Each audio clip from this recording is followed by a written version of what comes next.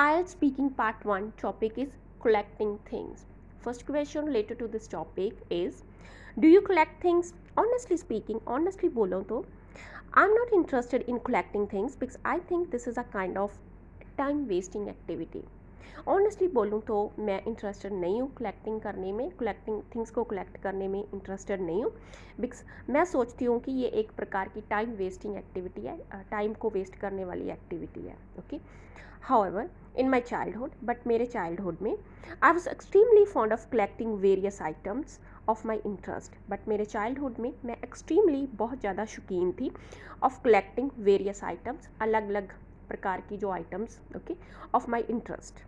मेरे इंटरेस्ट की अलग अलग प्रकार की जो आइटम्स थी वो कलेक्ट करने की मैं शौकीन थी. Now, second question is, are there any things you keep from childhood? Well, I have nothing which belong to my childhood except some photographs. मेरे पास कुछ भी नहीं है which belong to my childhood, which belongs, यहाँ पे ऐसा आएगा, okay, belong के साथ ऐसा आएगा, which belongs, okay, which belongs to my childhood, जो मेरे childhood से belong करता है, related to my childhood, except some photographs. कुछ photographs के बिना मेरे पास कुछ भी नहीं है. I have nothing. They are so precious to me. ये मेरे लिए बहुत कीमती हैं, precious हैं. Okay, they are so precious to me because क्योंकि my childhood memories, because मेरी जो childhood memories हैं, okay, are preserved in these photos. वो preserved हैं, okay, in these photos.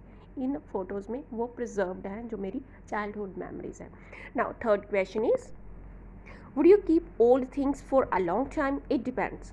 If some old things don't useful to me, ये depend करता है. अगर कुछ old चीज़ें मेरे लिए useful नहीं है, just occupy the space, और वो just space को occupy करती हैं, कि जगह घेरती हैं, जगह घेरने वाली हैं, either I throw them away, इधर इट मीन्स कि जहाँ तो मैं उन्हें फेंक देती हूँ, थ्रो देम अवे, बाहर फेंक देती हूँ, और गिव अवे प्राइसेस, और मैं उन्हें दे देती हूँ, दूसरों को दे देती हूँ, अपने फ्रेंड्स को, अपने और भी किसी को, जैसे दूसरों को दे देती हूँ. Give away prices.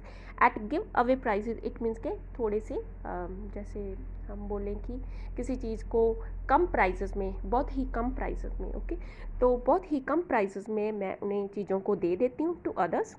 But if some are of great significance, but some things, अगर कुछ चीज़ें जो ग्रेट सिग्निफिकेंस, जो जिनकी which are with great significance, it means के जिनकी बहुत महत्ता है, okay, they are very important to me, उनकी बहुत इंपॉर्टेंस मेरी लाइफ में बहुत इंपॉर्टेंट है.